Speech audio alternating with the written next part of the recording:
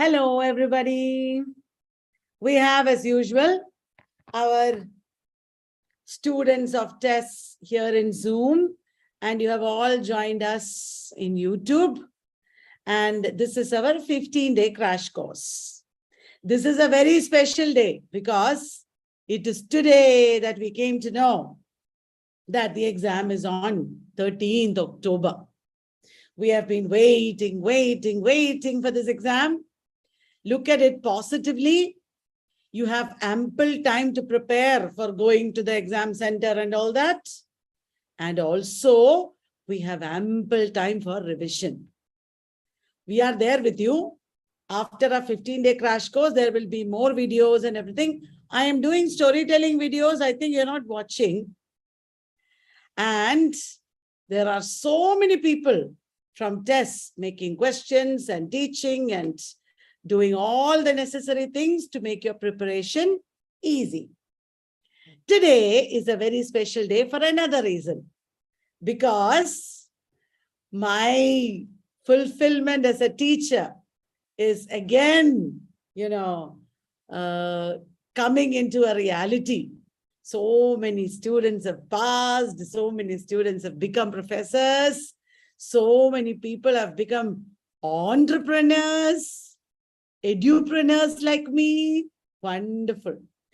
Today and tomorrow, we have paper 1 classes. Who is teaching paper 1 at TES? At TES, we have the Panacea paper 1 classrooms group of teachers teaching paper 1. They are former students of TES. They have now a lot of experience teaching because they have been teaching for the past many years at TES. And above all, they are extremely sincere towards the students. They really help them, like I help my students. From Panacea Paper 1 classrooms, we have Manu today with us. Mr. Manu is an experienced teacher now. He is also doing his research, and he is like me, a person who believes in learning more and more and more in order to be a better teacher. So I invited Panacea people and Manu came over to do paper 1 sessions with us. Paper 1, guys, is a vast area, like English literature. I don't know how one person can teach all of English literature, all of paper 1, like that we can't teach because you need a lot of expertise in all these areas. Paper 1 should be studied thoroughly, like you study British literature, American literature, etc. So that is why Kalyani Vallath did not attempt to teach paper 1. Even though I passed NET with JRF, maybe I will be able to teach also properly, but I don't want to because my expertise is English literature and I want my students to come up as teachers, which they did, and teach other students, juniors and other students. So this is a big team we have here helping all of you. And Manu traveled like 25 kilometers to come to TES office, and he's sitting in my room and doing this live at night. You know why? Because he wanted it to be perfect. He wanted the live streaming to be perfect and there should be no internet problems or anything. So he came here to talk to you. And thank you so much, Manu, for this great effort. Many of these people who have come to attend this session are beginners, Manu. They are not people who have attended our classes before. Many of them are only going to attend these classes. So, Manu, we have to, in 2 days, take very special care to introduce all the main topics and also do questions, because many of them are also going to write the exam. So I'm sure you're aware of that. And I know that is how we have planned it. There are enough days before the exam. For our paid students, Manu and Panasya will offer more classes, and there will be more revision for you. Okay, don't worry. And the new students who are starting the courses, don't worry. From the beginning, from the scratch, we will all teach you everything. Panasya as well as TES. And Manu, I want to introduce a few things. There are like 4 courses right now. One is offline regular course happening at Trivandrum. It is a hybrid course. Offline, I teach live. You will also teach live.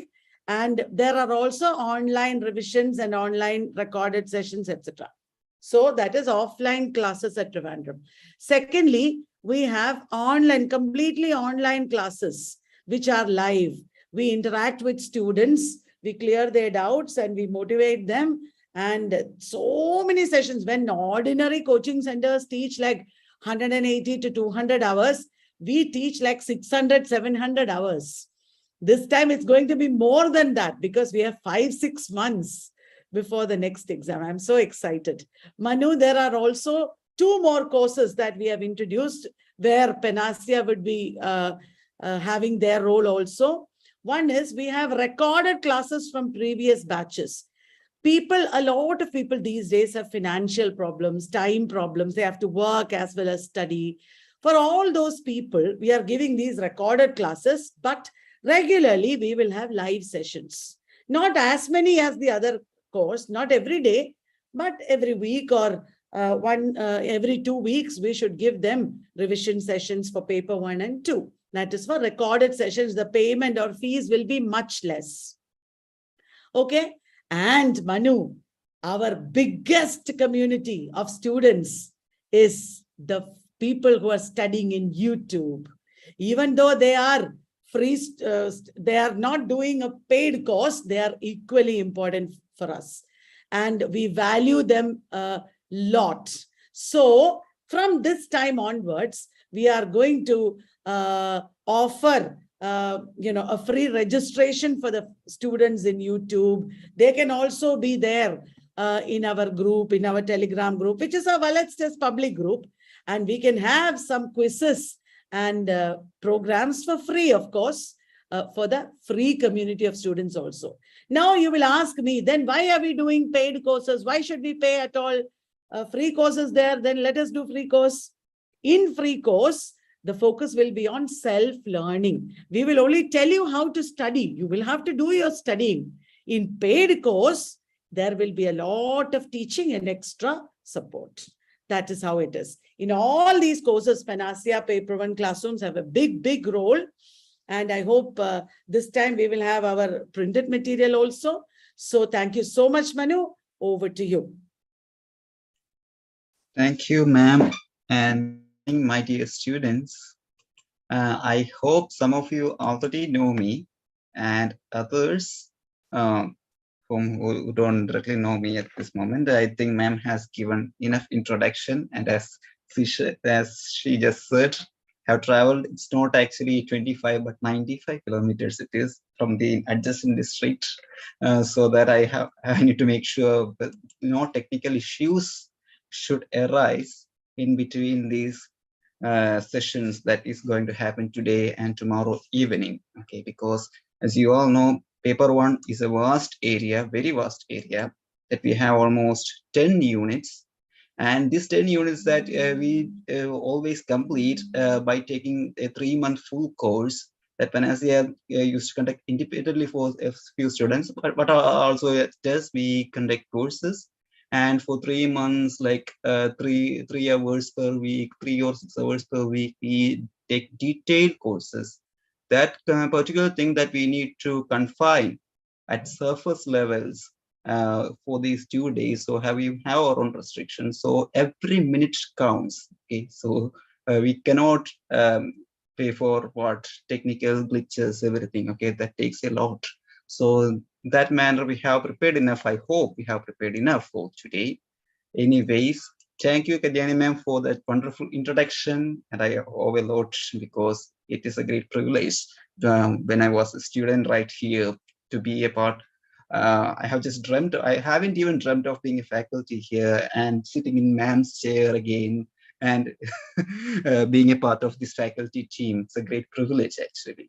Anyway, and I have been impressed by the plans that she has just introduced, because even before I was a student of Vallath's test, I used to check out videos of Dr. Kalyani Vallath at YouTube so that I could learn something, okay, because we're all having financial constraints for a moment, okay. So we will look for, when we are students, we will be having a lot of financial constraints to pay for paid courses.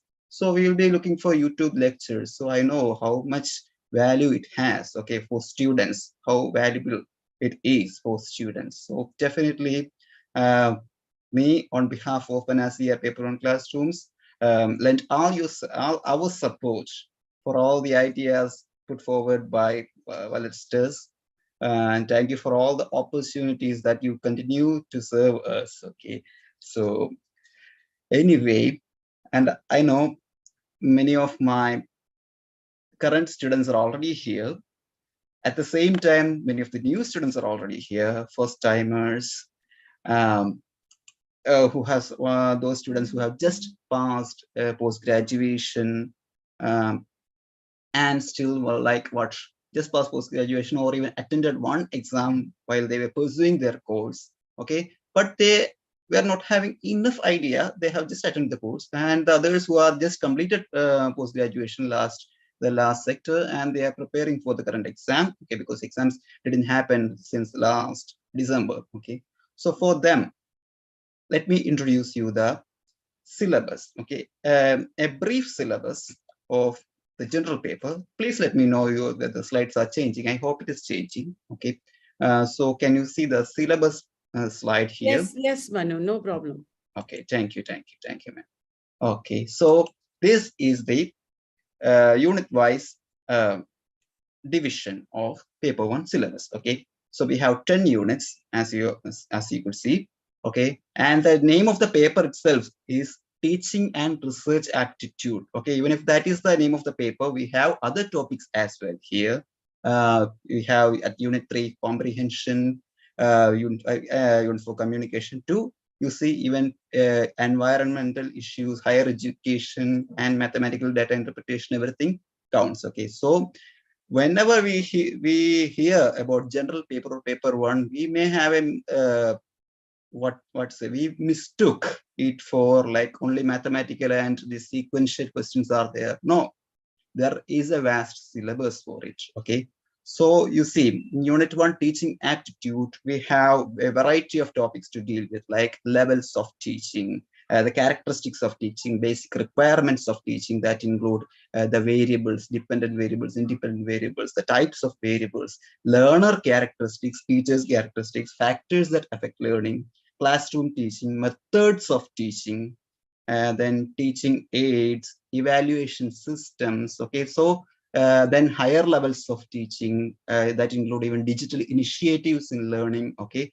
so these all things come under teaching aptitude. Okay, so a lot of things come in the first unit itself. Okay, in digital initiatives in learning and all, I think so relevant because during the time of the pandemic, we have seen a lot of online open courses are gaining enough relevance. Okay, so these all things are actually come under the syllabus of under unit 1 in teaching aptitude. Okay, so we already have this. Okay, then in research aptitude, we have the characteristics of research, the types of research, steps of research. Okay, steps of research is a major portion.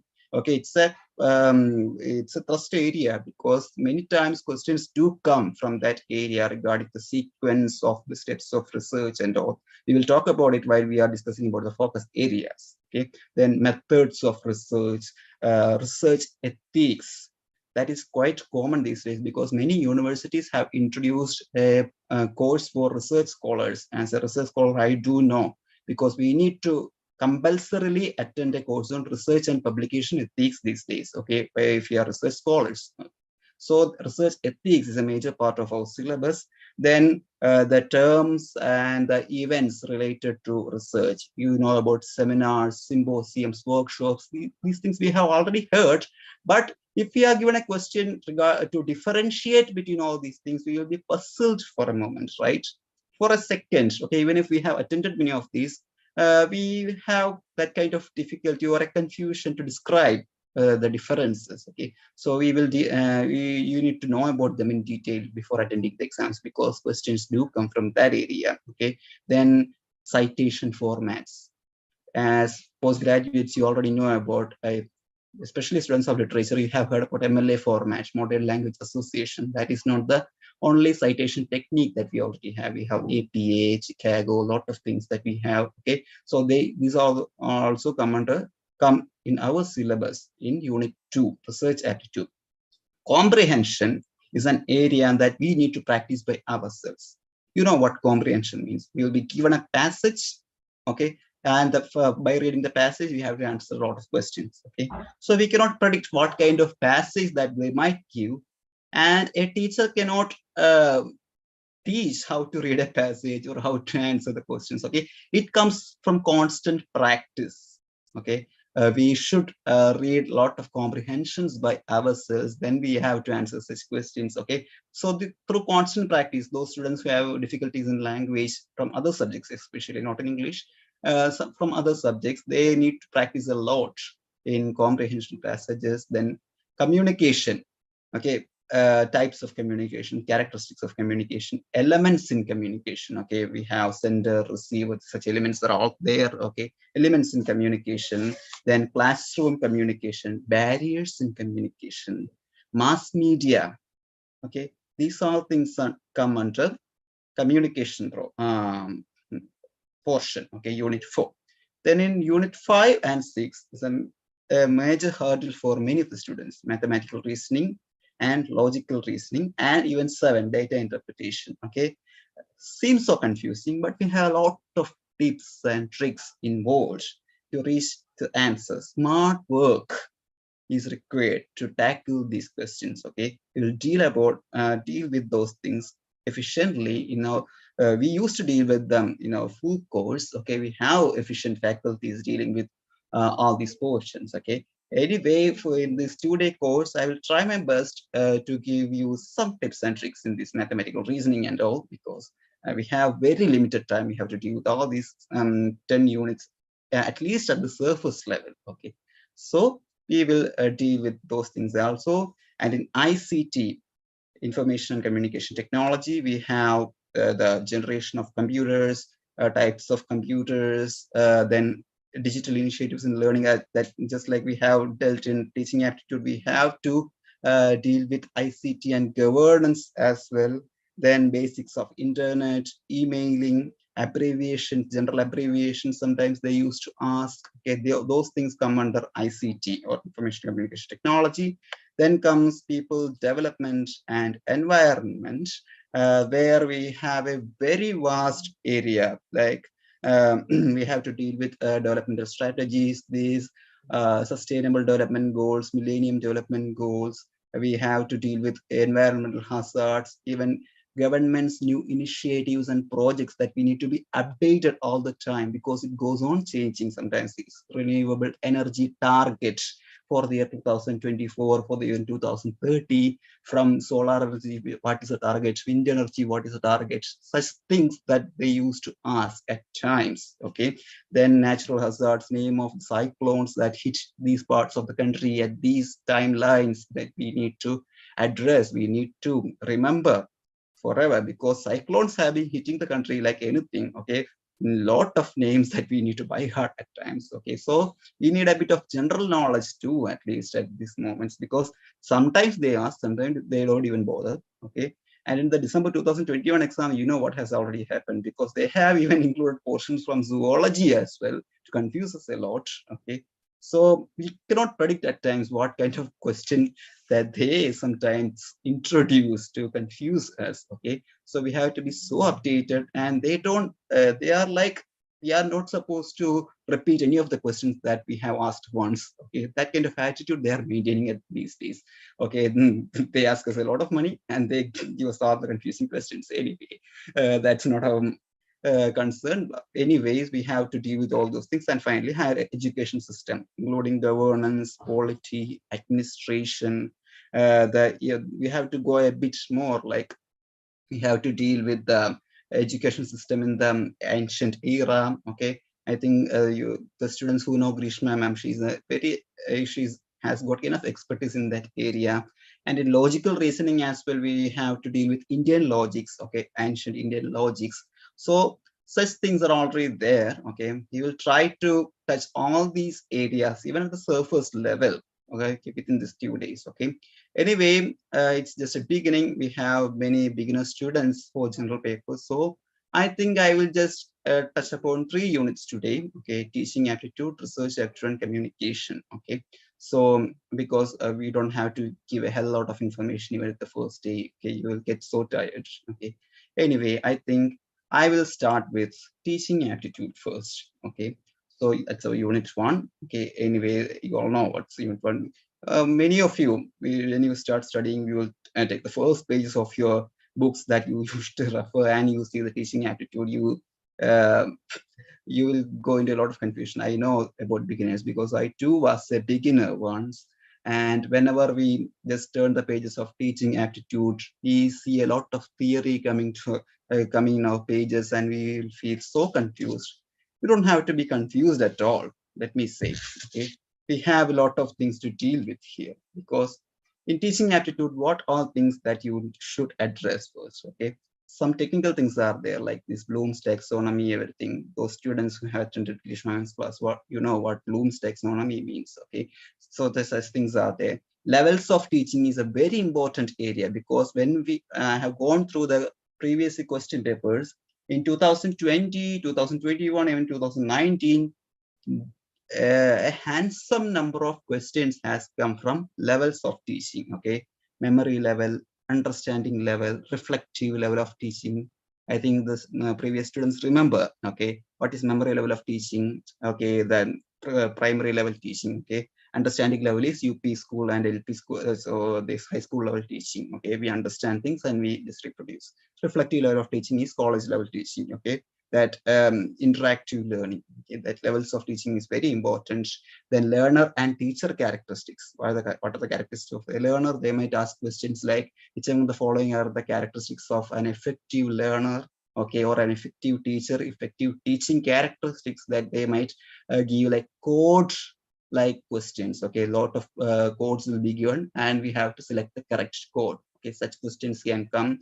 Types of evaluation, okay, summative evaluation, formative evaluation techniques that you should be aware of, okay. So types of evaluation is another key area. Methods of teaching, it's a technical part, okay. So then that I think Krishna ma'am has elaborated in for our regular students, okay, regarding methods of teaching, okay. What are the different kinds in order to uh, uh, address the effectiveness of teaching, okay. We have seminar method, lecture method, so many methods that we have adopted, okay. So game based learning techniques, everything, I think you remember, okay. The students we were former students, you remember, I think, okay. Such methods of teaching. For the new students, let me say, methods of teaching is another important area in unit 1, teaching aptitude. Then higher levels of teaching, that includes this online and offline courses available for students from class 10 to post graduation level. We have different courses available, okay, both in online or offline methods. We have massive open online courses available, okay. So such things that you should understand, okay, you should look upon. And digital initiatives in learning, as I told you, Swayam Prabha, such digital channels and digital initiatives that we already have, okay. And NEPTEL, okay, NPTEL, CEC, UGC, such things, I think you know, edX, Coursera, everything, okay. Such digital initiatives in learning is also a major part, especially in the coming exams, they would be there, because it is very important these days, okay. In the era of online teaching and learning, such topics are quite important, okay. You should be aware of all these things, the coming portions, okay. I hope you got a small idea about unit 1, right? Okay. uh, you are a bit confident at least, okay, because these are the key focus areas you should have at this moment, or you should be aware of at this moment. You have that idea right now, okay. So let me give you a question first, okay. Are you ready? Then we will deal with the question first. It came from December 2015, not too recent. We will just start with a simple question, okay? Not too confusing question, okay? What are required for good teaching? Okay, I'm just taking only previous year questions here, okay? Because of time is so limited, we cannot give you practice questions, just previous year questions, okay? Going directly into the exam, okay? So what are the what are required for good teaching? You can just type in the chat box. Okay, I will just check the answers and I will just respond. Okay. Okay. Diagnosis, remedy, direction, feedback. These are the four things that they have mentioned, and they have given some codes below. You have to select the correct code. Okay, this is a model of questioning. Okay, no direct questions. We have to work our brains for a bit. And remember, maximum 2 minutes only is permitted for every question. Okay, we have how many questions we have? 50 questions in paper one. Okay, each question carries 2 marks each. Okay, so 100 marks for paper one. Okay, and we have 100 questions for paper two. Okay, that two carries 2 marks each. Okay, so total 150 questions and 300 minutes we have. Okay, so 2 minutes per question. Okay, within the 2 minutes we have to answer every question. Okay, so we have to work our brain a bit, and we finally we make our response. Okay, it's a CBT mode of examination, computer-based test, and we click the answer. And I have got enough responses here. Many of them has responded like what? Option A. Okay, so option 1, option A. Okay, so check the answer. Yeah, it's the right answer. Option 1 is the right answer. We need diagnosis, remedy, direction, and feedback too for good teaching. Very good. I think ma'am 2 is responding because students are just giving so much of applaud. Okay. So proud of me if ma'am 2 is a student of mine. Reverse. Okay, anyway. Now, so I think if you need an explanation, what all these things, because we have beginner students too here. Okay, so diagnosis means the proper analysis of the content. Okay, remedy means providing answers to all questions asked by the students. Okay, so that too is important for good teaching. Direction means the proper guidance. Okay, or motivation. Okay, and feedback means the teacher have to take comments from students as well. Okay, feedback from the students so that the teacher could improve their teaching methods, their work, okay, their initiatives, everything they could improve for the future classrooms as well, so that there will be effectiveness in teaching as well. Okay, so these are the characteristics of good teaching. Okay, so I hope you got an idea about that first question. Okay, so shall we move on to the second question then? Okay, so we are moving to a second question. It's a match the following question. It's another kind of question right here. Okay. Yeah, Nishma ma'am is here. So students were talking about that. I thought Kalyani ma'am has answered. Okay. So Grishma ma'am's lovely students are here. They're so happy to see her. And I'm also happy that she has attended beneath all her busy schedules. Thank you, ma'am, for attending. And we have the second question here, which was asked for June 2019 examination. Okay, it's a match the following question. So we have 2 sets here. This comes from Bloom's taxonomy. I told you it's a focus area. Okay, so Bloom's taxonomy. Okay, so in the set 1, we have the levels of teaching. Okay, and the set 2, we have the examples of these levels of teaching.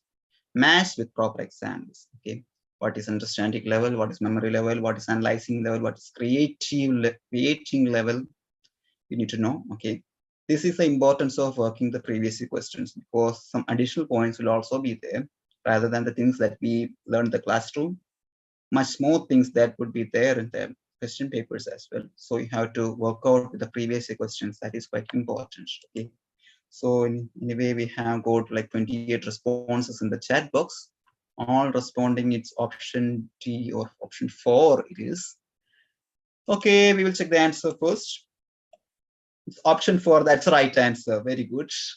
So understanding, it says A3, right? Okay, so A3, B1, C4 and D2. Okay, A3 memory level is recalling information. Yes, of course, definitely.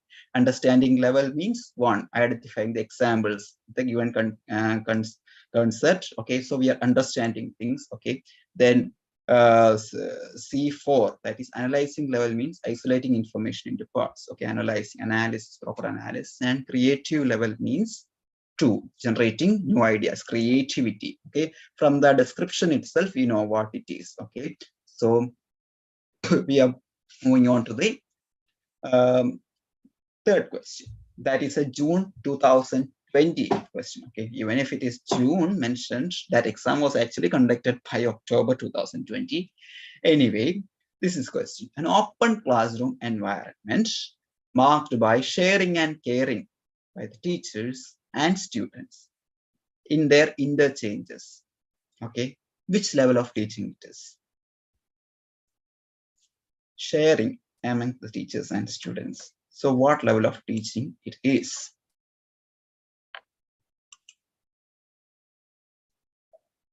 I think that's a very simple question that was asked for the June, or otherwise known as October 2020 examination. Okay, those who have learned the levels of teaching can definitely answer this. Very simple. Okay, reflective level of teaching it is. Option 3 is the right answer. Because reflective level of teaching is adopted in the college level. Okay, where we have open classroom environment. In the post-graduation classes and all, teachers and students discuss topics among each other. Whatever the topic that the teacher might be teaching in the class, teacher would be like a facilitator only. Okay, and whatever written the textbook might not be ultimate. We will have our own comments for all these things. Okay, so in that manner, it is an open classroom environment. Okay, both students and teachers can share their viewpoints in reflective level of teaching. Okay, so that is the answer. Okay, when the sharing and caring by the teachers all happens at the reflective level of teaching. Okay, now the fourth question. Modality of teaching has to be differentiated from training or instructing in terms of which of the following learning outcomes. Quite difficult while we see, but not so difficult if you just understand the question. Okay, so our Panacea regular students might know what is the technique that we have adopted or we have recommended for you. Understand the question, analyze the question, eliminate some of the options, decide your answer. UAED methods, right? Understand the question first. Okay, how teaching is differentiated from training, okay, or instructing. That is the question. Okay, so what kind of learning outcomes recommended? Okay, so let me check the answer. Everyone responding B. So is that disciplined or patterned behavior that differentiate teaching from instructing, or critical and creative thinking that is being promoted? Firm and durable association of ideas, is that the answer? Or feedback that differentiate? What kind of outcome that differentiate? Okay, so we'll check the answer first. It's answer B, that is the right answer. Okay, into the question, I think majority of you have responded right. Okay, so teaching differs from training or instructing. Okay, in terms of critical or creative thinking. Okay, that learner develops an analytical skill by themselves. Okay, so they have their own opinion of the subject. Okay, their own ideas they can share. Okay, so in that manner, teaching promotes a creative and critical thinking. Okay, that is different from training or instructing. Okay, that is a difference in teaching. So that's how we become teachers. Okay, rather than trainers or instructors. Okay, we develop critical thinking. Now, question number 5. That too was asked for June 2020. Okay, that seems a bit long question. Yeah. Identify the characteristics and basic requirements of reflective level of teaching, the following list of statements. Okay, you see something? June 2020, different schedules for different subjects. General paper was there. In all the schedules, one question from levels of teaching was there. That's why we told that's a focus area. Okay, it's a very key area. You should not miss. Levels of teaching. We have already discussed the important 3 levels of teaching. Apart from that, there are sub levels like this: analytical, critical level, creative level of teaching. Okay, learning, everything that you should understand. Okay, that is very important. You see, even the recent exams, it was asked regarding the levels of teaching. So, what are the characteristics of reflective level of teaching? Teacher presents information and ideas systematically to recall. Teacher conducts drills and exercises to fix up the ideas. Issues are raised and discussed with a view to shift the potential. Teacher asks students to give examples and parallel ideas. Academic sessions are conducted in a dialogic mode. Okay, so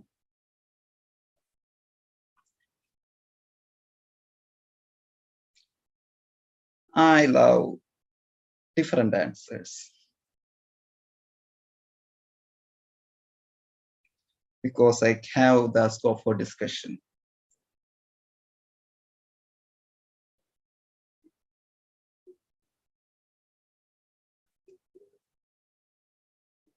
So B and C are the answers that we are getting at this moment. Anyway, we'll check the answer. What is the option B actually? B says C and D only. That is, issues are raised and discussed with you to shift potential, and teacher asks students to give examples. Okay. What is C? Academic sessions conducted in dialogue mode to explore and explain these arguments. Okay, we'll check the answer.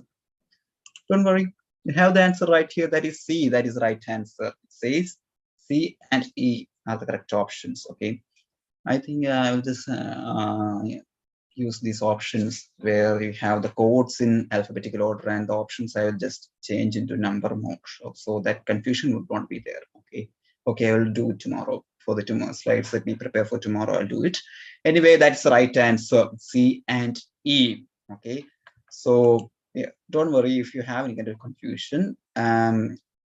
Yeah, we have the explanation right here. Okay, issues are raised and discussed at the reflective level of teaching, as you know. Okay, the learner have the cognitive ability to identify the solution for all these problems. Okay, so that kind of dialogues, everything happens at the reflective level of teaching. Okay, dialogic mode, everything. Okay, so other points related to memory level and understanding level of teaching.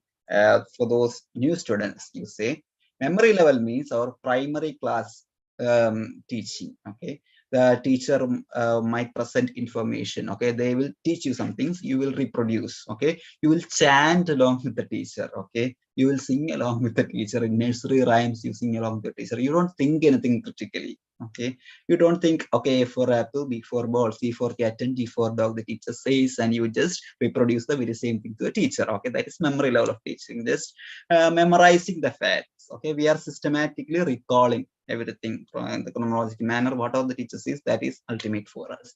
And in understanding level of teaching, we will think, okay, like we will understand things first using examples and all. We will understand things first, and then we will learn things, start learning things. Okay, that is understanding level of teaching. But in reflective level, things are different. Okay, there's a form of dialogue or discussion, critical analysis. Okay, exchange of information among the teacher and the students. Okay, that's how reflective level of teaching works. That is in this college level and all teaching. Okay, post graduation level, everything we have this reflective level of teaching. Okay, so I think you got an idea for the beginners. You have got an idea for all those things. So once you visit the same question in the YouTube stream, you go once this session is over, you can go back to the YouTube streaming link, visit the very same question again, and you will understand how all these things work and how the levels of teaching is differentiated among one another. Okay. Now we have a question from December 2019.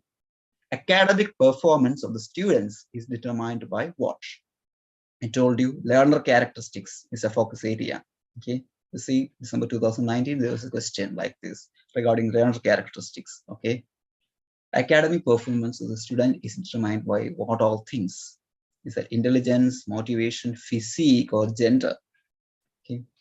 So I think this is a very simple question. You can quickly answer. Just common sense. Okay, you don't have to learn all the portions from paper 1 to answer this question. Using mere common sense, you can answer this particular question. That is so simple.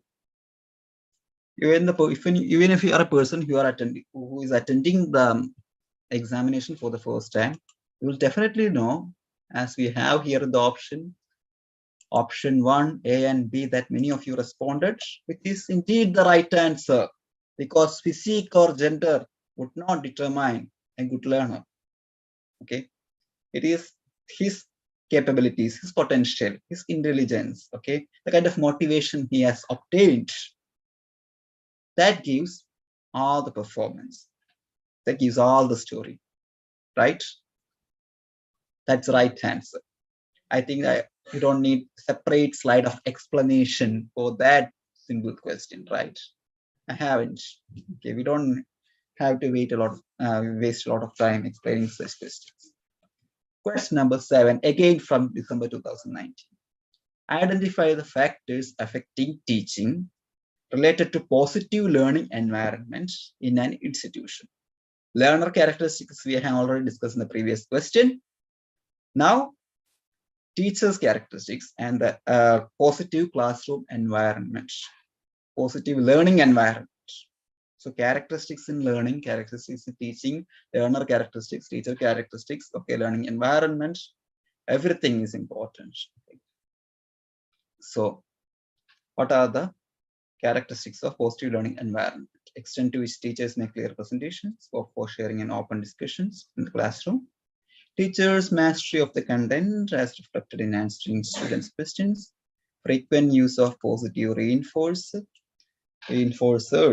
okay, positive reinforcement, either in the institution or classroom.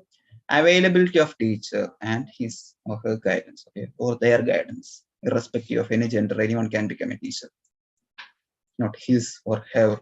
Okay, I cannot edit that question because that's a previous question. But if I was the one who prepared the question, I would have chosen the word there.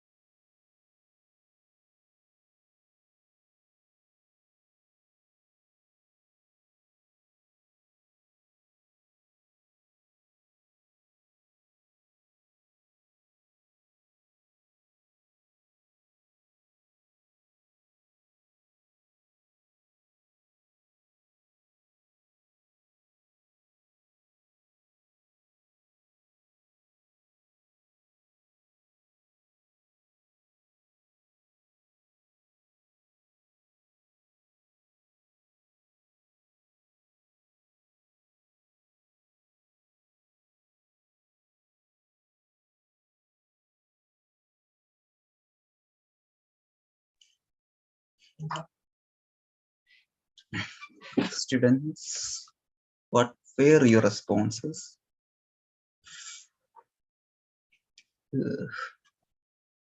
What a small thing. For improved hospitality, our staff has given me some hot water in a flask, and I never knew it was this hot. Anyway, option B, option 4. Okay, B and D, which says open discussions, availability of each, frequent use of positive reinforcers. These all give positive learning environment, that majority of you say. Okay, we will just check the answer. That's the right answer. Okay, so factors affecting teaching include positive discussions, okay, in the classroom, frequent use of positive reinforcers. The students should feel themselves that they should feel that kind of motivation, okay. Even if that is a slow learner, the teacher should take the initiative to encourage that particular student, okay, who won't be bright enough. Even if that student is not that bright, it is the responsibility of the teacher to take initiative to motivate him, okay, reinforce him, okay, and ask questions regularly, okay, that's a kind of reinforcement, positive reinforcement, okay, and appreciates them if they respond right. If they respond wrong, just console them, okay, no problem, you can just make up, okay, you can just make up in the very next question. In that manner, positive reinforcement should be given every time, okay. So in this manner, effective learning will be made possible. Yeah, identification of keywords is important, right, Ayman? And I am so happy that you remember all those things that we have taught you in the class. Now, another match the following question from December 2019. Okay. Happy that you are all responding it right.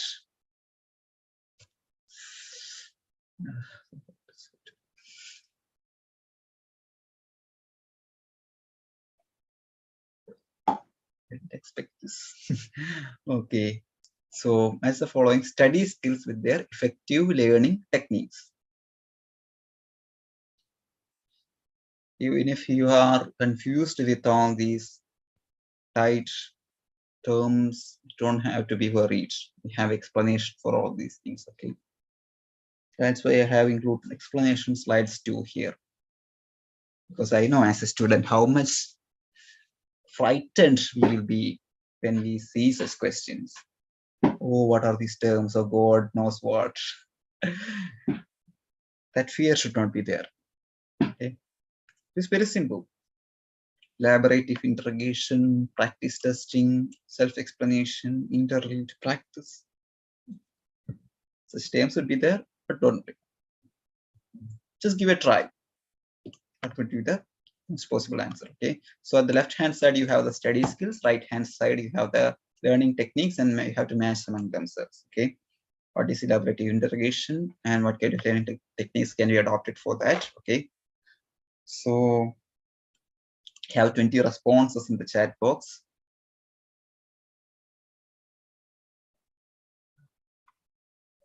Everyone responding one A.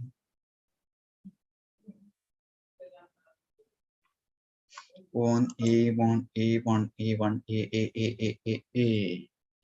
Okay, what is the option A that everyone responds? A4, B3, C2, D1. Okay, elaborative interrogation is answering the fact is true. What is B3 that everyone says? Okay, practice testing means testing yourself on a material you are trying to learn. C, self-explanation means explaining what section of a text or example problem means to you. And D means interleaved practice means one, mixing different kinds of problems. I told you it's only the terms that confuse you, but once you analyze the question, you will understand it is this simple. Okay, so we are going to check the answer, and A is the right answer, as everyone has responded here. A is the right answer. Okay, don't have to be worried at the jargons or difficult terms that might appear at the beginning of every question paper. So every question, no, don't worry, everything works well once you understand the question well. Okay, so for those beginners who might need the explanation what elaborative interrogation means, it refers to answering why a fact is true. Okay, it's a strategy wherein a learner tries to understand the meaning of information by asking why and how questions. Through this why and how questions that a learner ask information. Okay, is asking for facts. Okay, why a fact is true, that person is asking. Okay, so in that manner elaborative interrogation works. Then practice testing means testing yourself on a material you are trying to learn. Okay, that is practice testing. Okay, it's one of the effective methods of learning.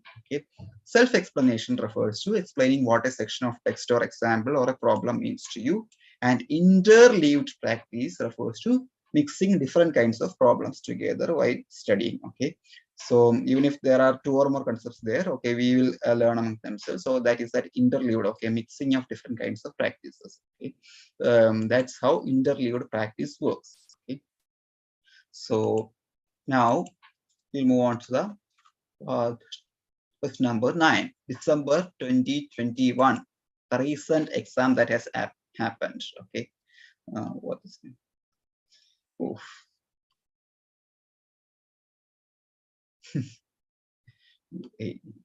So, which of the following is not related to characteristics of cooperative learning?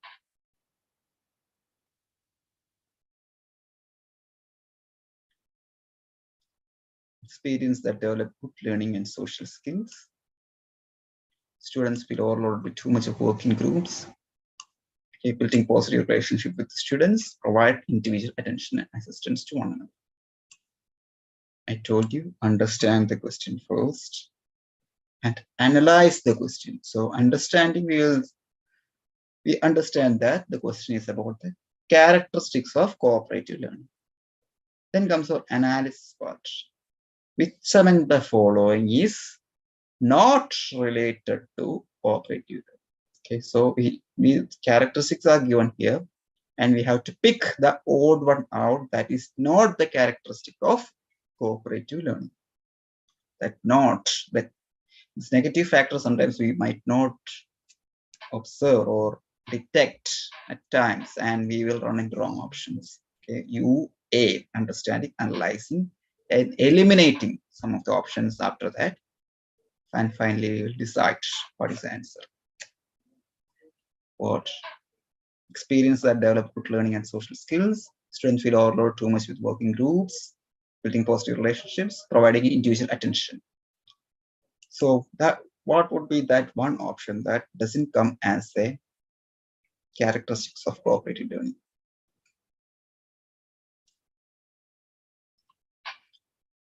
Yeah. I think you got it. You got it, guys. You got it. And that is the right answer. Option 2. Okay. Students feeling overloaded with work, that doesn't come in cooperative learning. Okay. So that is the right answer. Okay. And I think now even the beginners know what UAED method means. Okay. So that is the right answer. So student feeling overloaded with information, that doesn't come on, because this cooperative learning comes under as a part of the collaborative skills. Okay, we will develop a lot of collaborative skills as a part of cooperative learning. Okay, they learn among themselves. Okay, small group of students working together and maximizing their own learning process. Okay, they share their knowledge and they maximize their learning process. Okay, that is cooperative learning, the group study. Okay, so there is a positive interdependence among students. Okay, there won't be a lot of information, that overload of information wouldn't be there, because there is a cooperation that exists among all these students. Okay, there is a face-to-face interaction between the members of the group that is working on. Okay, this makes the group individually accountable and responsible as well. Okay, even all the members in that group becomes accountable, okay, due to this sharing of knowledge. Okay, so that even if there will be a lot of information that is being shared, that won't appear as an overload. They will understand things better. Okay, because they are in a comfortable group among themselves. Okay, so that's how cooperative learning works. Okay, now 10th question from your teaching attitude. We have two lists. At the left hand side we have the MOOC platform, and here we have the name of the developers. See how weird that is. Okay, we know what is the purpose of all these MOOC platforms, but unfortunately we are supposed to learn who are all the developers of these platforms. It's a part of general knowledge. Okay, it's not only the teaching aspect of these platforms that you should know, but we have to know who has developed it, in which year it might have developed. Okay, we don't know whether questions might come like that. Okay, or from which website, or what kind of weird questions that they can ask. Any kind of questions that NTA can ask from this particular syllabus I told you. Okay, they have given us a syllabus from which they can ask variety of questions, variety of manners. So they are asking who are all the developers of this platform: Scorsia, Audacity, edX, Khan Academy. Can you give a try?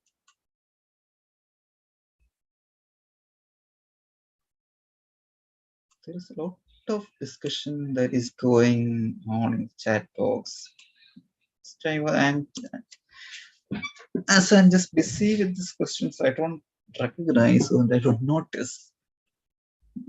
A lot of interesting and funny things happen, and I'm so happy that there is an interactive classroom environment even in an online class like this. It's a positive bonding among everyone. Yeah, that's good actually. Positive classroom environment. It creates.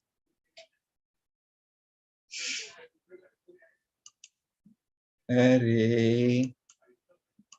You are telling answers in the chat box. Yeah. You're telling keywords in the chat box. Okay. Helping among your friends. That is also a part of the positive learning. Sharing your knowledge. Anyway, your chatterbox attitude doesn't disturb our class at all the time, but too much things in the chat box can sometimes make problems for other students because they cannot type the answers. Okay, anyway, what is the majority answer that you have responded here? Nobody responded to answers. Come on.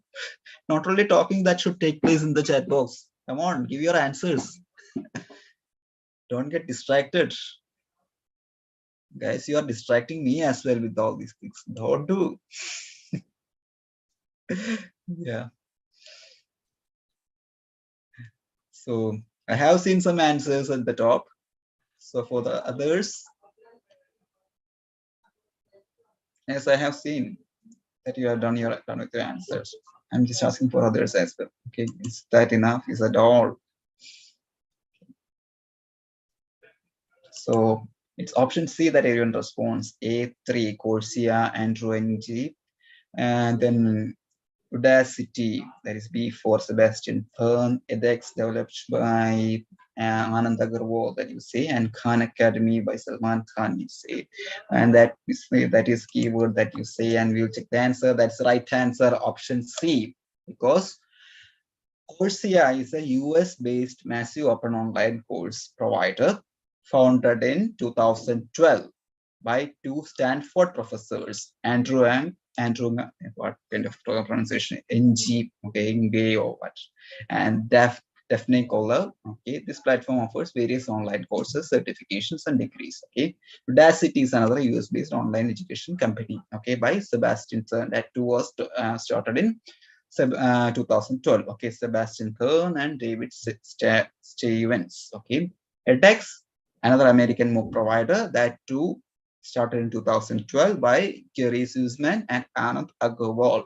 Okay, Khan Academy, however, was started in 2008 by Salman Khan. Okay, it's an American non-profit educational organization. Okay, so it's not may not be the Salman Khan that you might think. Okay, so leave it.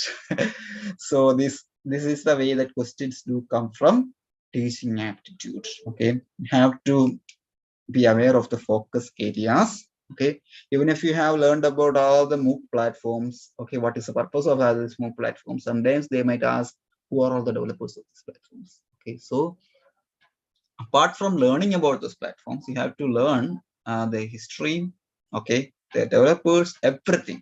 Okay, so something about everything, okay, or everything about something which is comfortable to you or which is more preferable to you, you can decide. Okay, in that manner, you have many more questions that you should work upon in teaching aptitude. Okay, I think you got a small idea regarding the focus areas, everything from teaching aptitude. Okay, I don't know.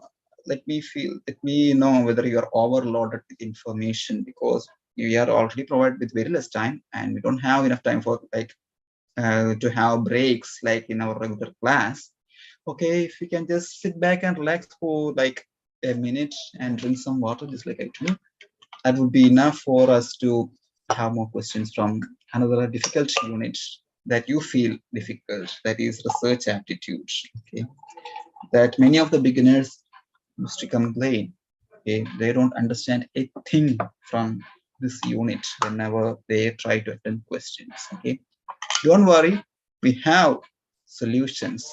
Okay, it's like you see in the logo of Panacea, solution to all your problems that we have here. Okay, we can make this thing also very interesting. Okay, So pardon that if you are not getting any breaks. Okay, I'm not supposed to do that right this moment. Okay, because we are running out of time. I have to deal with communication as well today. Okay, because we have all the 10 units to be covered within 2 days. So at least 5 units should be covered today. But I don't think we can cover 5. Okay, that's why I will limit it to 3. Okay, I know the time constraints will be there. So these are the focus areas in research aptitude. Okay, so as I told you, characteristics of research, what is research, meaning, types. Okay, so steps of research is very important in research aptitude, because every time there will be a question from steps of research, that there is a question. Okay? But I don't predict that would be there, but just because that is a pattern, you're supposed to learn. Okay? So steps of research, the sequence in steps of research. Okay, types of research, definitely there will be a question. Okay, that I can say, because that's the integral part of this unit. Okay, there are different types of research. Okay, what kind of qualitative and quantitative methods in research, everything. Okay, depending upon the methods, there will be different types of researches. Okay, so that methods in research. Okay, research methods as well. I think I didn't. Okay, within the types of research comes the methods in research. Okay, because this classification of types of research comes from the different methods. Okay, so that too you should know. Okay, then types of sampling. Okay, various sampling methods. Okay, various samples, everything. I think you got a detailed class in our regular course from Grishma ma'am regarding the types of sampling. Okay, sampling techniques and the types of samples. Okay, then research and what to say, methods in research, then ethics in research. Okay, research ethics. Okay, I have given you an elaborate idea about the principles of research ethics. What are the practices, ethical practices, unethical practices that happen in the field of research. Okay, how they can be identified. Okay, what are the mandatory things that need to be followed while pursuing your research. Okay, that is an important area, very important area, I say, because question has been coming from this area since 2015 regularly. Okay, so that is a very important area. Okay, and as I told you, many universities has even introduced a compulsory mandatory coursework for research scholars in this area. Okay, that much relevant this particular topic is. Okay, the particular thing is. Okay, so this research ethics is very important, just like our types of research. Okay, then terms and events in research, I told you. Seminar, symposium, workshop, conference, what are the difference among all these things you need to know. Papers, articles, everything. Then citation techniques, thesis writing. Well, ultimately we have to present our research report, which is called a thesis or a dissertational project, anything. Okay, so there is a technical way of writing or comparing this. Okay, that citation techniques are there, which you need to be aware of. Okay. So these are all the key areas which you should stress upon while learning research aptitude. Okay, so I hope you can understand. Okay, beginners, if you are facing any kind of difficulty, sorry that I couldn't turn on the what to say, this one live streaming. I am right here at the Zoom platform. I cannot see your direct chats just like Kalyani ma'am too at this moment, because I am already getting a lot of chats here in the chat box. Okay, so okay, anyway, that students of the YouTube, I have, however, just started this YouTube streaming like in my phone. Okay, if you feel any difficulty, you can just type in the chat box there as well. Okay, and for the beginners here at the Zoom as well, if you feel any kind of difficulty regarding my teaching technique, if I am going too fast, you can just let me know. Anyway, I cannot reduce my speed too much. Okay, we have time constraints. Okay, so I'm not wasting much time.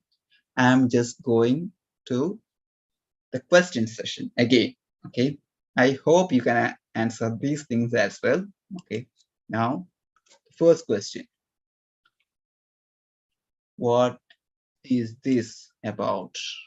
Mailed questionnaire, observation, interview are instances of what kind of information? Is that about secondary source, primary source, tertiary source, or personal source of information? Characteristics in research. I told you. Focus area. Okay, characteristics in research. So these things, mailed questionnaires, observations, okay, are what kind of sources? What kind of source it is?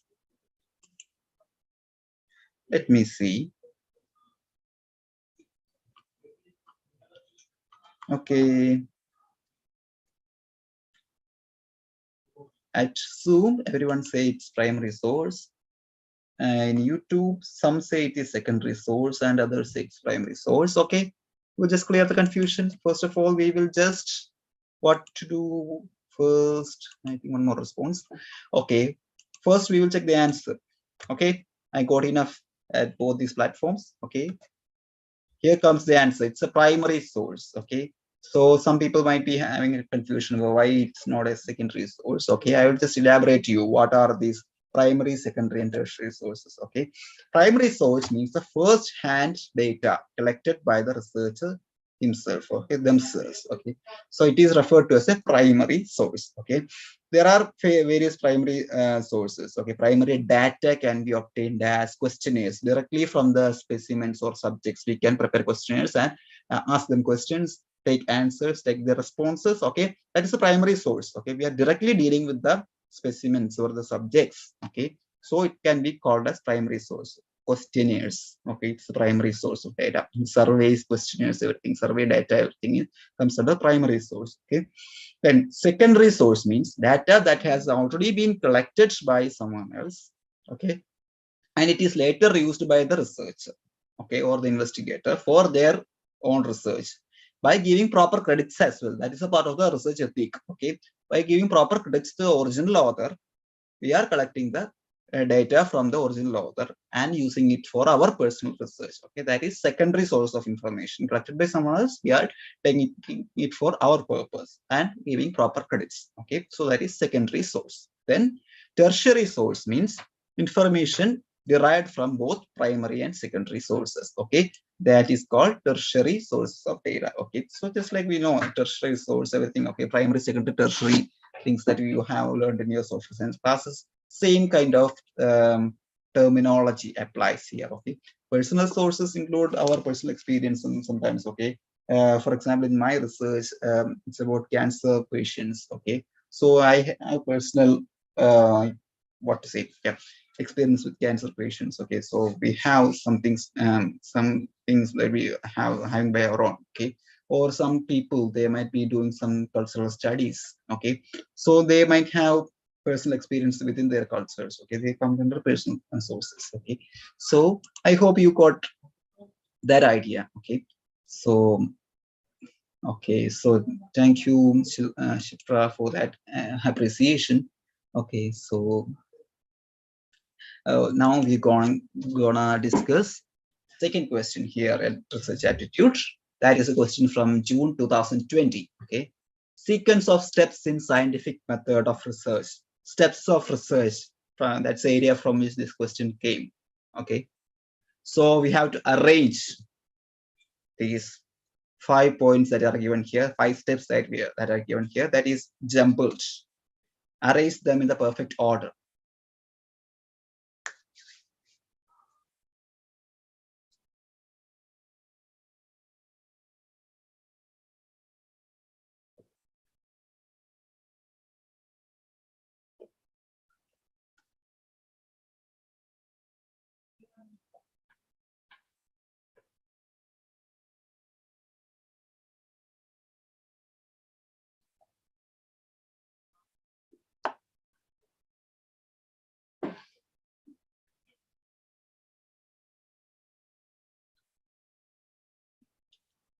Someone, Cruz Martin in YouTube, has asked an example for tertiary. Okay, that depends upon research, Martin. Sometimes some evidences might not be enough, like this question is anything. Okay, we need supporting arguments to support our evidences in primary source. Okay, so for which we have to take references that already exist as well. Okay, combinations that we might need to endure at times. Okay, so That comes under tertiary sources. Okay. Once you become a researcher, you will be able to know about all these things. Okay. It's a vast area. That's why I cannot elaborate at this moment. Anyway, sometimes primary sources alone might not help. Okay. If you have to take supporting arguments from existing knowledge as well. Those things come under tertiary sources. Okay. How much battery left in my phone? Okay. I'm getting responses in the YouTube that option C is the answer. That's a majority response. And option B in Zoom as well. Okay. Option B and option C. Some respond option D as well. Okay, let's check option B first. 23154. Okay, 2 means felt the need which is creating the problem. Okay. 3, identify difficulty and problem statement formulation. 1 means hypothesis making. 5 means collection of data. Then data analysis. Yeah, sounds sensible. Identify difficulty, then comes to no. Okay, we will check the answer first. Okay, so the answer is B, because research problem. Okay, you have to think about the problem first. Okay, so research problem is important. Identify the research problem. Rather than identifying, we should recognize there is a research gap, okay, or that research problem that exists. Okay, in that manner, we should recognize the research problem. Okay, there's a need of creating the problem. The problem should be created first. Okay, there is a research problem that exists. Okay, and we identify the research problem there, and we state the problem. Okay, we give the proper statement. Okay, that's called the research objective sometimes. Okay, we give the proper statement of title. Okay, sometimes not the title, but we elaborate about the research problem there. Okay, the difficulty in the problem statement formulation.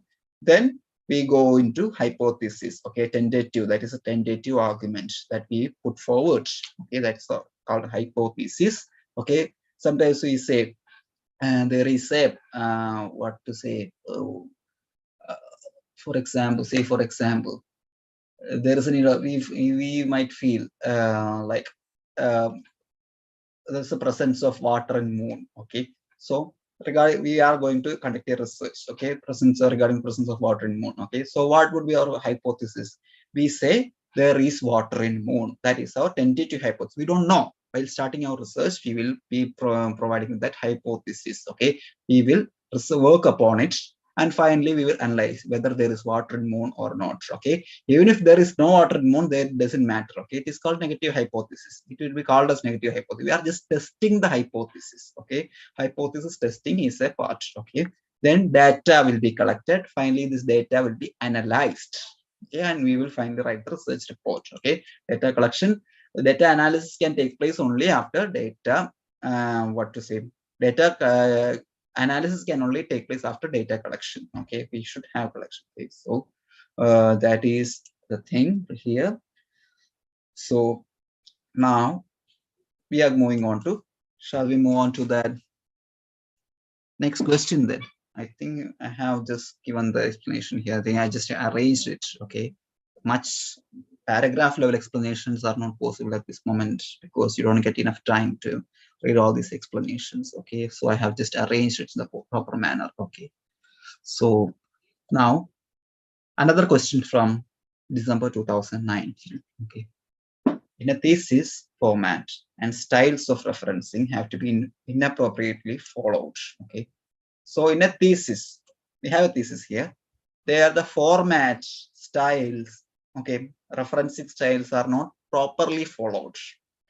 So what can this case be called? Okay, what this is an example of what?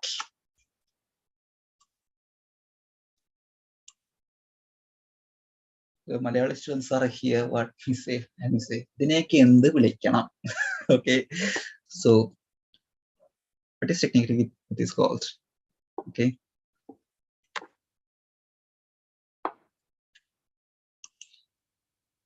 Proper citation styles and formatting is not followed. So what is it already called? Some say that is A and Zoom students. Oh, you are so cruel. So it is C. How can you be so cruel? Inability, because answer is one. It's just a technical lapse. It's not the inability. That don't be this cruel. Researchers are also human beings. There can be technical mistakes. Okay, sometimes the citation rules have changed. Okay, because the researcher might have compiled the entire thesis 5 years before, started writing the thesis 5 years before. Okay, and that time MLA 7 might have been followed. Okay, but once the research got complete, MLA 8 was introduced. Okay, then citation styles completely changed. Okay, so that's a technical lapse in the part of researcher. It's not a, that the researcher is not able to write a thesis. The researcher is able to write a thesis, but it's only a technical lapse alone. Okay, so don't be this inhuman. Okay, so that is the answer. Okay, lack of commitment. It's not the lack of commitment, or it's not unethical. Okay, it's just a technical glitch, the part of the researcher. Okay, there can be many reasons for that as well. Okay, okay, so that's how it happens. Now, question number 14.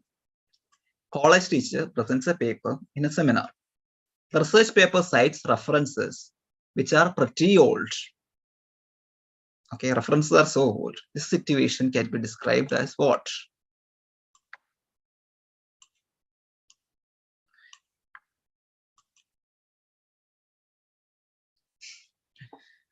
Hello, Geetu. Yeah, okay, thank you.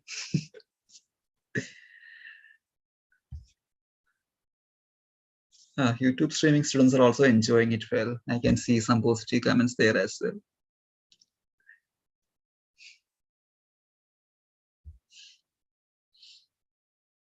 Oh.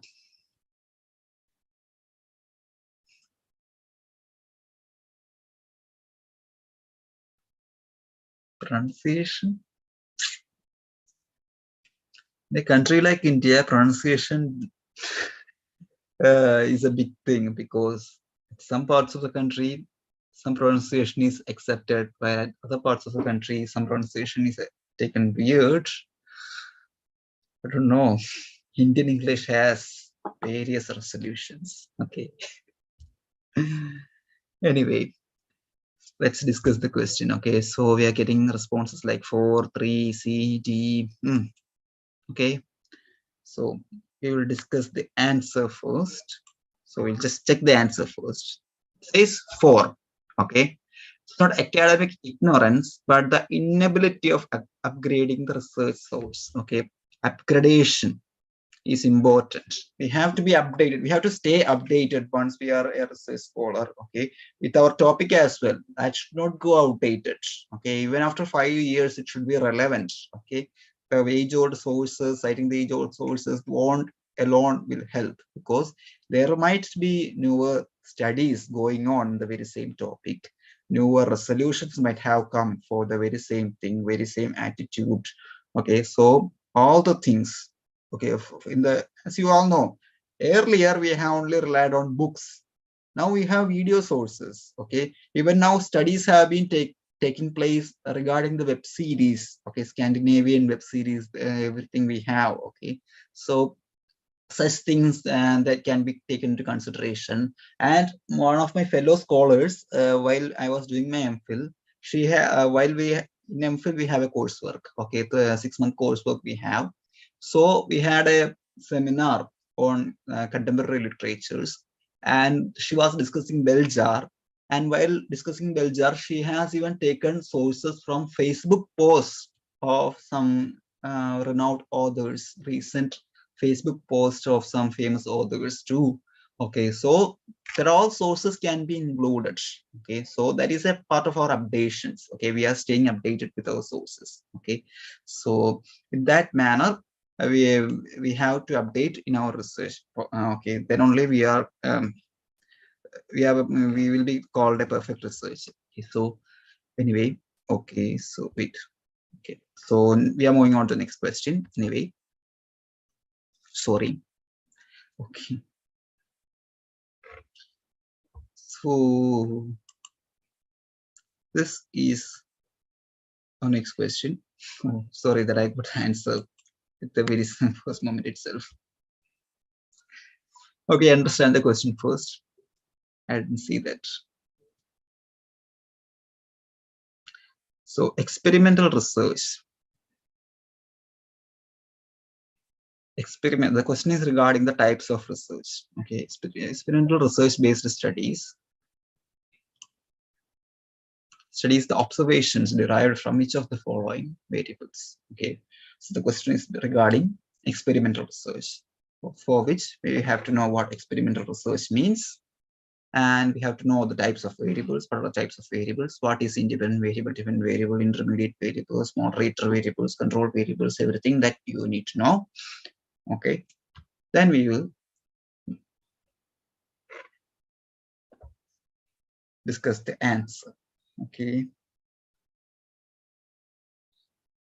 so I know many of you have understood this, have discussed in this. Okay, yeah, Grishma ma'am says we have discussed this in the class. It's a June 2019 question, so there is a high possibility that we have discussed this in the class.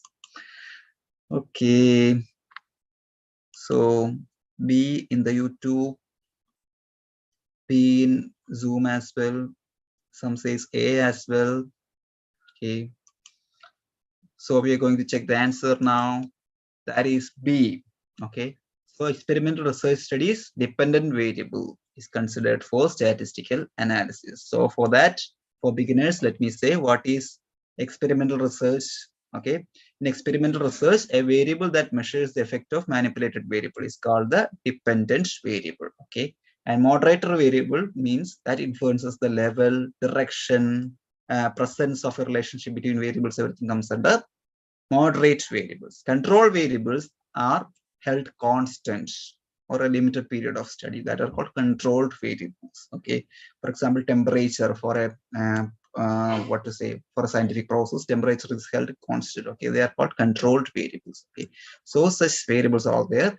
As I told you, you have to be aware about the types of research, methods in research, types of variables. Okay, these are all important in research aptitude. Okay, so be aware of these focus areas. Now, another question from June 2019 again. Research paradigms. Okay, focus of concern is on the interpreting reality in terms of participants' perspective is taken into consideration in which of the following research paradigms. Participant perspective is taken into consideration in which of the following paradigms. Krishna is so happy that her students are responding right.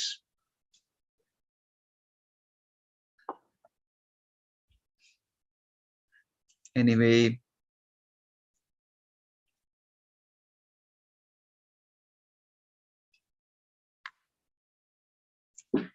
your pace has diminished.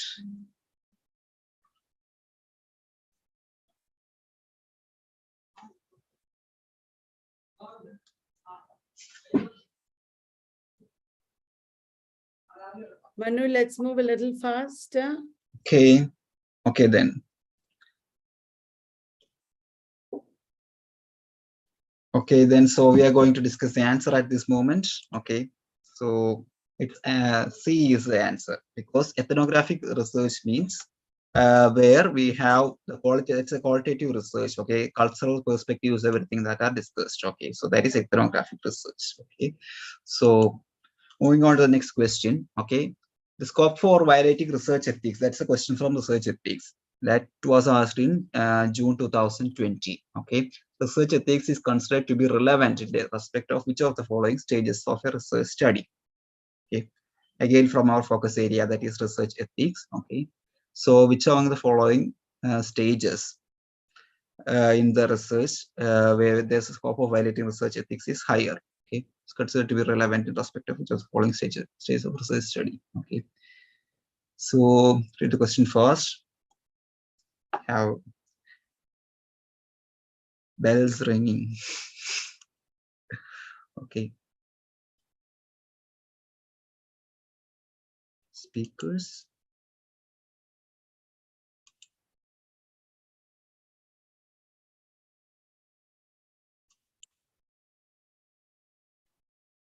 Okay, I hope things are fine at this moment regarding speakers as well. I hope I'm audible as well.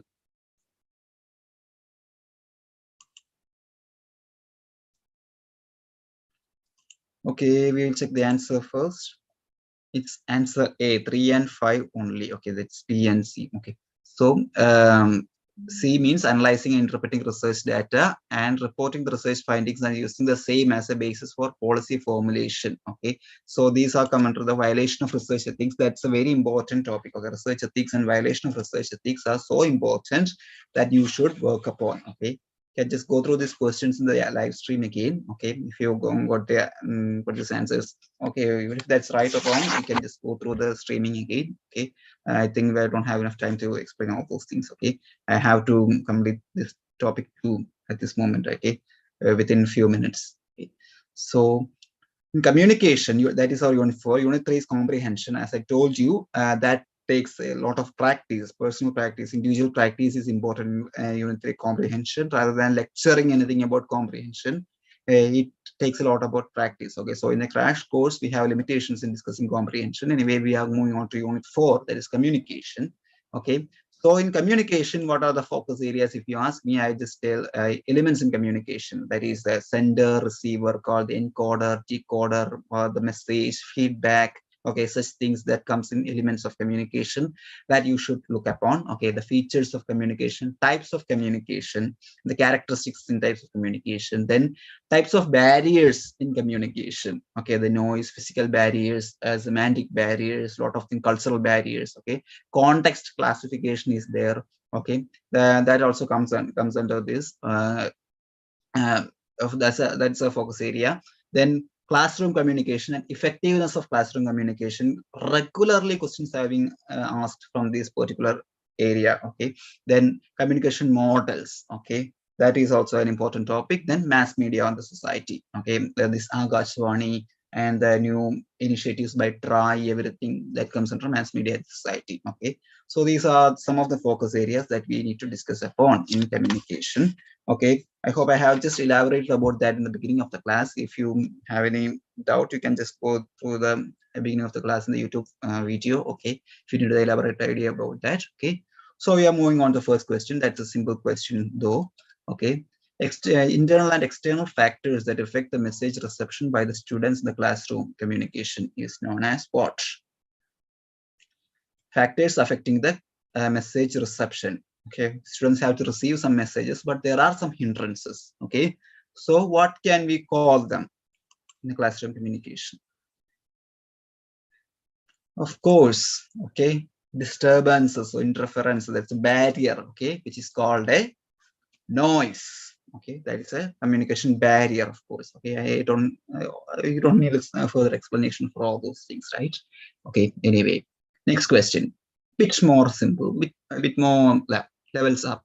Which of the following is a characteristic of interpersonal communication? Types of communication it is. The question came from types of communication again. Okay, characteristic of interpersonal communication, communication among two people. Okay, it is that about focused and unfocused? Is that about the participation friendliness? Is that philosophical? Is that metaphorical? What is the characteristics of interpersonal communication? Yeah, it is focused and unfocused. Okay, sometimes it can be focused. Okay, sometimes it can be focused, sometimes it can be unfocused manner, because in informal communication that is also interpersonal. Okay, so it can be unfocused as well. Okay, it emphasizes on the participants. So these metaphors, philosophy, everything that cannot always happen. Okay, it cannot always be metaphorical or philosophical. Okay, now question number 20 that came from December 2018. We have a situation here. A university teacher makes a very effective presentation, okay, without caring its effect on students. Okay, what kind of communication it is? Okay, what is this is an example of what kind of communication. Is there interactive communication or transactional, authoritarian, or linear communication model? Question came from communication models. I told you it is an important area. Okay,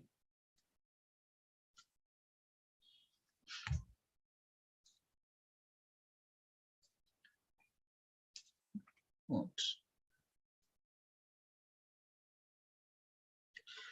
So I hope you have responded well. Okay, so that is, it is a linear communication model. Okay, so message flows from sender to receiver. There is no means of feedback. Okay, that is linear communication model. It is okay. So in that manner, it is a linear communication model. There is no feedback available. Okay, that sender is taking no feedbacks. Okay, the receiver is only supposed to receive the message and try to understand it. Okay. Now we have a question from December 2018. Okay, where we are given a sequence. Okay, which correctly depicts the linear communication model between teacher and the student. We have to identify which of these sequence tells about the correct sequence about the linear communication model between teacher and students.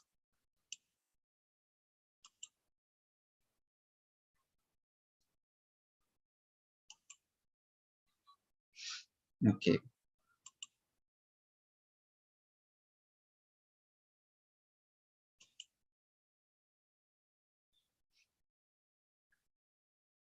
Okay. So that we have got responses like one, encode symbols, message, channel. Okay, we will check the answer first. That's the right answer. Okay. So in a linear communication model, sequence is followed between teacher and students. Like encode, we are using symbols. We will encode, we will compile a message, we send a message, and through a proper channel, it will move linear. There is no coming back, no feedback available. Okay. So first level, teacher acts as an encoder and makes some figures that are symbols of content. Okay, this message can be delivered through any medium or channel. Okay, that can be verbally or not verbally in form. Okay, so moving on to question number 22. Only 25 questions for today. So these are the last 3 questions that we are going to discuss now. Okay, interactive multimedia systems. We have 2 statements here. Statement 1 says interactive and multimedia systems provide for new culture of teaching and learning. And second statement says virtual classroom converts students into senseless humanoids. In the light of the above statements, choose the correct answer from the options given below. Okay. I think that's a simple question that is being asked in June 2020. Okay, this came from actually the mass media, I think, okay, or classroom communication, effective classroom communication. Okay, multimedia systems only.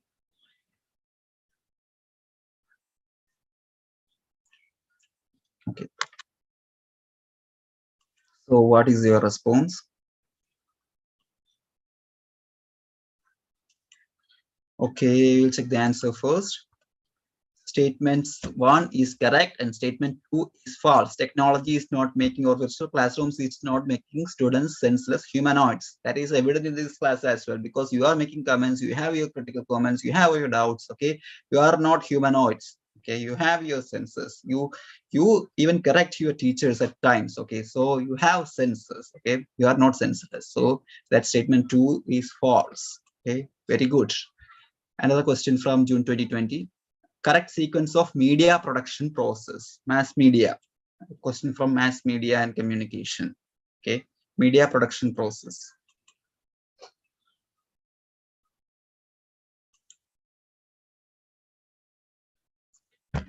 Is there about content preparation, planning, production, transmission, feedback analysis? So which kind of sequence can be followed? We have some sequences given in the end.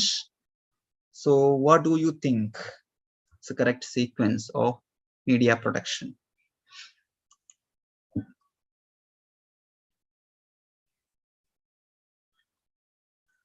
Okay, everyone responding D. Some response is option 1. Okay, so you'll just check the answer now.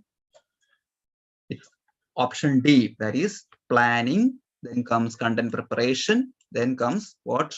Production. Okay, so sorry, planning, content preparation, production, transmission, and finally feedback analysis. Okay, then in that manner we make contents for media. Okay, content production. Now the last question for the day. Okay, that came from December 2021, the recent exam that has happened. Okay, the last December. Okay, there a question has been asked. Okay, from the very same topic. Okay, transactional communication. Which of the following is the determinants in transactional communication? Okay, linear communication we have talked about. Now it comes from transactional communication. Okay, social context, cultural context, relational context, legal context, delayed context. Okay, what determines transactional communication? Showing the following is a determinant transactional communication.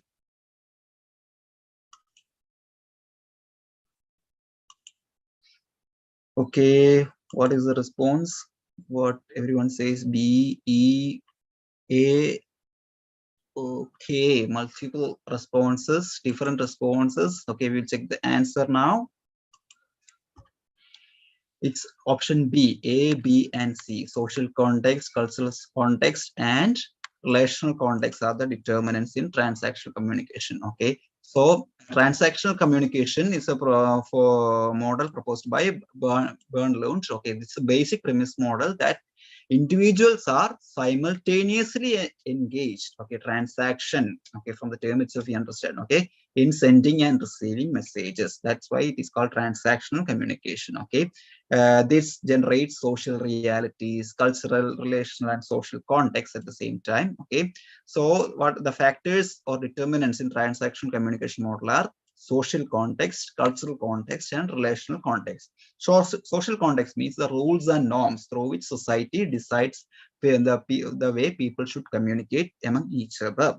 Okay, cultural context means the identity and lifestyle of people among different cultures. Okay, and with which people communicate among one another. Okay, relational context means the previous relationship of the person with another person that affects the communication. Okay, that is relational context. I think similar things that we have discussed in the context of classification in the class itself. Okay, different terms might be, but these are things that you already know. Okay, so you have to update your knowledge.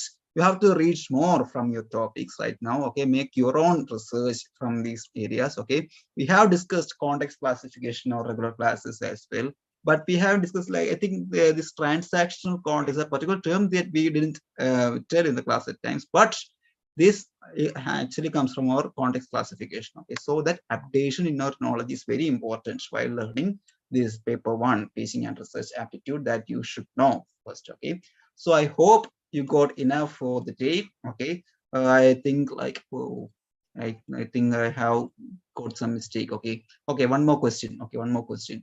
Okay, I scored jumbles. The difficulty level I have just arranged, but in the last minute. Okay, assertion reason. Okay, time to relax. Okay, one more question. Okay, teachers should we have one assertion reason question. Okay, assertion says teachers should accept students as they are and with whatever cognitive level they have. Reason says moralizing and being judgmental or exposing ignorance and barriers to successful communication. Okay, so this is a simple question, and even if it's assertion or reason, we have to say, yeah, whether which of the following is true or false. Okay, so this question says that,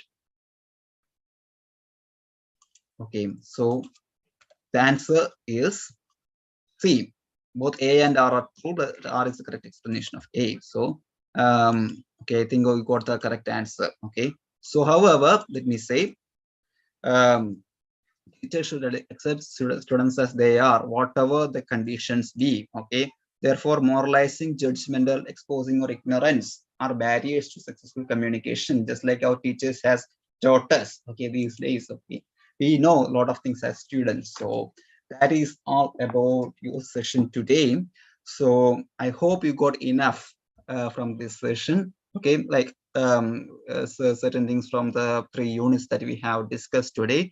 Due to time constraints, I couldn't explain well, I feel like, but from the comments that I got in YouTube and even in the Zoom chat box, I noticed that a lot of beginners got a first-hand information. Okay, that like a bridging the gap between their study material and themselves as students. I hope at least some bridges has been constructed for this like 2 hours that we have been talking about. Okay, so I hope you understood at least something, and that kind of fear factor has diminished to some extent with this few minutes that we have been talking. Okay, we have been in conversation. Anyway, we will be dealing with some of the rest of the portions tomorrow by this time itself. Okay, by that time you will get some more, I believe. Okay, and I will try my best to give you the maximum. Okay, and I So hope. thank you, Manu. Okay. That was a long session, and I'm sure students are overwhelmed and happy. So, Manu, I think we'll stop now. They must be tired also. Yeah. And Yeah, we'll also continue tomorrow at 8 o'clock. Thank definitely, you ma'am. so much, Panasya, for this amazing help that you're giving our students. So, good night, everyone. Good night, You ma'am. can, Good night, students. you can have a good night's rest and revise all this in the morning and come back tomorrow. Okay? Thank you very much. I'll end the session now. Thank you, ma'am. Yeah.